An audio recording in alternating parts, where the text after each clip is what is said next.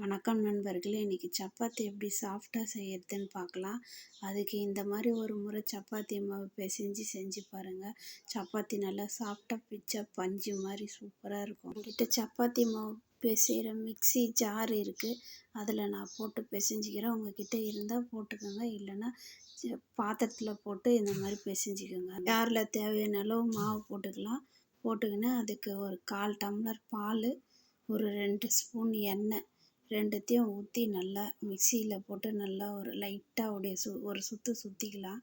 சுற்றிட்டு அதுக்கப்புறம் தண்ணி தேவையான அளவு தண்ணி ஊற்றி நல்லா பிசைஞ்சு எடுத்து வச்சுக்கலாம். எடுத்து வச்ச மாவு அப்படியே சப்பாத்தி திரட்டுறது இருந்தாலும் திரட்டலாம், இல்லைன்னா ஒரு 10 நிமிஷம் வச்சுட்டும் திரட்டலாம்.